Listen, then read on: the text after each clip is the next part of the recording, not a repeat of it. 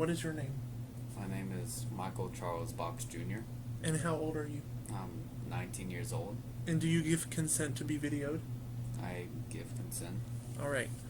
So I have 3 questions for you. What is digital citizenship? I don't know. Okay.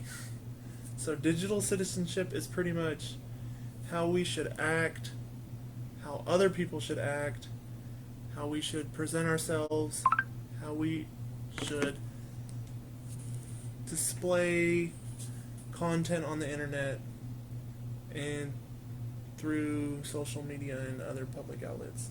Kind of like the way we were taught in high school. How to don't go on social media posting all this kind of stuff that could show badly towards. So don't be dumb on the internet. Yeah, pretty much. Be civilized, don't be rude to people, don't put something that you wouldn't want your mom to see you do on the internet, or a potential boss, because they will look for that stuff. And what are the responsibilities of a K through 12 teacher in protecting students in online environments? Well, some responsibilities, in my opinion, when it comes to that case, is don't encourage them to post bad things on the internet. Don't encourage any kind of negativity.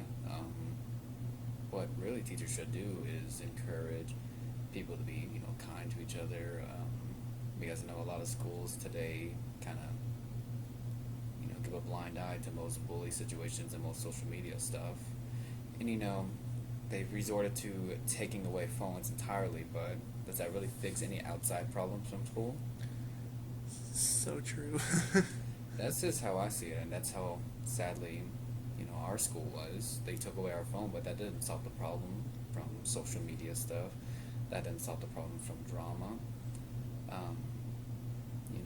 The best teacher that I knew, actually talked to the student one-on-one about this situation. They didn't turn it into a big deal. They tried understanding the student instead of just punish him right away.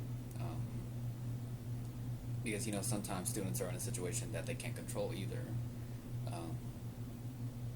I have a couple of friends that actually got in trouble for being in the area but not being a part of the activity. And sometimes that can be unfair because they're not a part of it. But I don't know. It's kind of tricky nowadays because honestly, it's hard to come up with an answer when teachers aren't even providing any attempt to fix the solution or give a solution, I should say.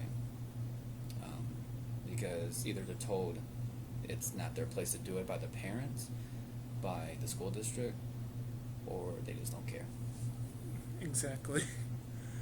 And then my last question is, what do you think are some common misconceptions about digital citizenship? Considering I just learned what that is now, I guess a misconception. Would you say it's you shouldn't post this ever on the internet no matter what, or kind of if you do, bad things will happen, kind of stuff like that? Well, I mean, there shouldn't be any misconceptions. There should be common sense. If you're going to post stuff about a party you're going to and getting drunk, your boss is going to see that. That's common sense. That's something you don't usually post. But say it's like a wedding celebration and you're out, having some wine or at a really fancy restaurant or something like that. That's okay. I mean, it's a big celebration. It's a wedding or a family reunion or something. I don't know. That's just kind of weird to ask if there's any misconceptions when it's really just does the person have the common sense to not act appropriately? Right. Yeah.